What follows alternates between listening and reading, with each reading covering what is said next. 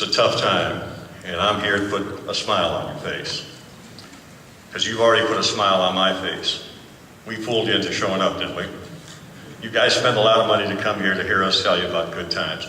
There are bad times out there, but it doesn't mean defeat. A lot of good things are going on right now. You know, I was at all the seminars, and at the seminar yesterday I saw this body language guy. Anybody see that, Leo Brown? If you tilt your head this way, it's something. If you tilt your head, you put your armpit up, it means something. He caught me in the hallway. I had a heart on. He says, "You're horny." I said, "You're good." The guy's amazing. I mean, how he figured that out, I don't know. Either you have it or you don't have it. Las Vegas, the city we sit in today, is a perfect example of hard times, and they're making it happen. They're changing the way you do business. Last year when I was at this show, the hooker that came to our room was $600. This year she was $300. They just find a way to do business, and that's what we have to do. We have to figure out things to make it, fun for people to come in. I'm going to give you some examples. The one good thing that's come out of this bad economy is the talent is better than it's ever been. When I go into any of our locations across the United States, the one thing I do notice is that the talent level is at the highest I've ever seen it. And I've talked to managers all over the country, and they're pretty much saying the same thing. So the bad times and the people that are out of work, I don't know if you read a keynote address that I gave several years ago, and it was during the time that striptease and showgirls came out. And I used that analogy that those two bad movies increased our industry because there were ladies out there that saw the movie on video when they were with their boyfriends in the bedroom saying, "Shit, I can do that kind of stuff and I can make a lot of money." And it worked. So a negative as far as the movies went was a positive for our industry. The bad economy right now is helping us in that respect. We have to take advantage of that. The things that we do today, we probably weren't doing, a year ago. But you have to watch what you do. You can't go overboard, and you can't start running things that you shouldn't be doing.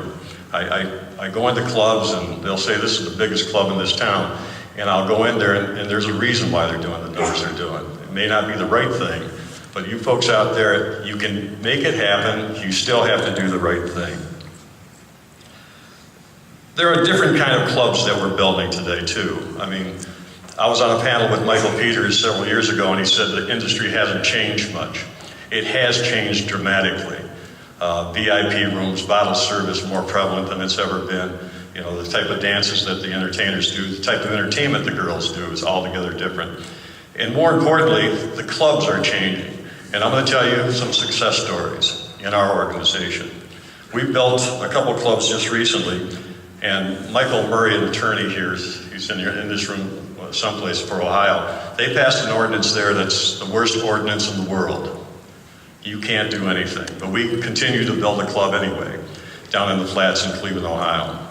And everybody said we were crazy, we shouldn't do this. We built a club, but we changed what it is. It's a bar and it's a strip club. Now, I never thought that could work. I was always against it, and I said, you can't combine the two of them. This day and age, you can. And if you're ever in Cleveland, go in and look at that format, look at the way that club is built, and you'll be amazed. Because the club just went right through the roof. It's doing numbers that I never expected to do, and I never thought it would do. I always have a projection when we build a club as to what I think it will do. This thing moved way beyond those expectations. It's a restaurant in the front portion. It's a nightclub in the back. Has its VIP rooms and everything, and you can go wherever you want to go. You want to come in and shoot pool and have a burger, you can do that. After your friends show up, you go back and be entertained about the talent, and it works that way. So it really works. So I think that what we have to do, and you as owners have to look at different ways to make these clubs work. I mean, Brad Schaefer, we were in that club 3 weeks before it opened, and I said, this can't happen. It's not going to work. It's laid out all wrong. But I'm not the brightest guy in the world. We built another club in Seattle, Washington, right near the ballparks there. And, under duress and bad times and so forth, the numbers there are just phenomenal. So know your area, know what you're doing, and when you build a club, the most important thing that you can do is when you open that door, you better be able to service that customer like he's never been serviced before. You cannot fail. You've got to do it from the get-go. And if you do it from the get-go, you've got a chance of winning. And that's what happened in Seattle. The last project I'm going to talk about is the project that we're doing right here in Las Vegas. The biggest nightclub, or biggest strip club in the world, 70,000 square feet. People look at us and say we're insane. We are. You know, it's a tough nut to go. But we started it under good times, we're finishing it on bad times. But we're going to change the way that club is operated too. I mean, the way that we're going to do that club is different than anything that's ever been done in the industry. It'll be an after-hours club, it'll be a strip joint, it'll be anything that we want it to be at any given time, and we have 70,000 square feet to do it in.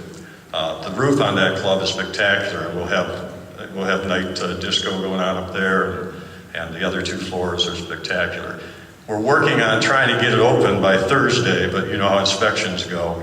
I don't know if that's going to happen, but if it does, we'll get the word to you somehow, and you're all welcome with your badges to go out there and walk through it and take a look at it. I think it's something that you'd really enjoy looking at. It's like I say, it's the biggest club that we've ever worked at. You have to treat your entertainers right. You have to treat your customers right. The one thing, I'll give you an example. I was in one of our clubs and these 2 young ladies walked in.